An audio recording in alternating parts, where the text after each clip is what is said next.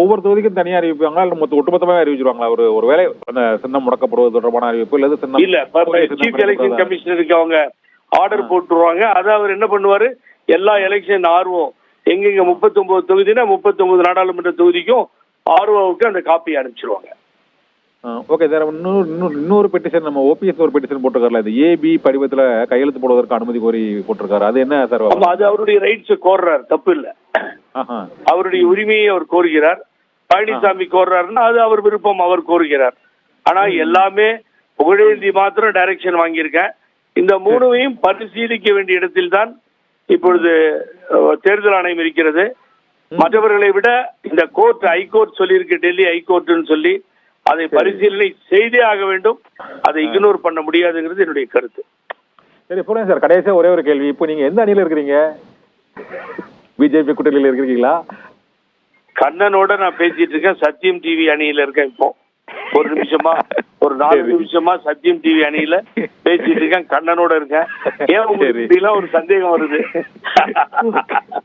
ஆகவே சார், என்னுடைய ஆரம்பத்திலிருந்து என்னுடைய எதிர்ப்பு நிலை பழனிசாமி எதிர்ப்பு தான், அதுல மாற்றமே இல்லை சார். நான் அதுல மாற மாட்டேன். ஏன்னா கட்சி சட்ட விதிகளை மாற்றி தாந்தோண்டித்தனமா தானே பொதுச்செயலாளர்னு சொல்லி இந்த கட்சியை நீங்க பாத்தீங்கன்னா அவர் நிலைமையை பாருங்க. ஒருத்தர் கூட்டணிக்கு வரல, யாரை துரத்தினாரோ அந்த விஜயகாந்த் அந்த கேப்டன் கட்சிக்கு அவங்களோட நாடி போய் தேடி போய் மண்டிட்டு அவரோடு உட்கார்ந்து இருக்கின்ற காட்சியை பாருங்க. அவங்க துரத்தந்த காட்சியையும் நீங்க மறந்துடாதீங்க. நம்ம சத்தியம் டிவில இருக்கு, எடுத்து போடுங்க. 3 ஸ்டார் ஹோட்டல்ல இருந்து எப்படி வெளியே போனாரு சுத்திச்சு, எப்படி பட்டாசு வெடிச்சாரு எல்லாம் பாருங்க. அது தேமுதிகால இருந்து ஒரு ஆளும் ஒரு கேப்டன் தொண்டனும் பழனிசாமிக்கு ஓட்டு போடவே மாட்டாங்க, எனக்கு தெரியும். அது அவங்களுக்கே தெரியும், பிரேமலதா விஜயகாந்துக்கே தெரியும். நீ வாங்கடா மகனுங்களா, நீங்க எங்க வீட்டை தேடி ஒரு நாளைக்கு வருவீங்கன்னு தான் இன்னைக்கு பெட்டை கழட்டி அனுப்பிச்சிருக்காங்க. என்ன நடக்குதுன்ற வேடிக்கை பாருங்க. ஆகவே தனியாக தனிமரமாக விடப்பட்டவர் தான் பழனிசாமி. ஆகவே இது போன்ற சூழ்நிலைகள் இரண்டாக உடைந்து நிற்பதால் தான் அதை முடக்க வேண்டும். இதே சார் அதிமுக உண்மையான தொண்டனுக்கு இந்த தோல்வியை பார்த்து பார்த்து தோண்டு போய் உட்கார்ந்துருக்காங்க.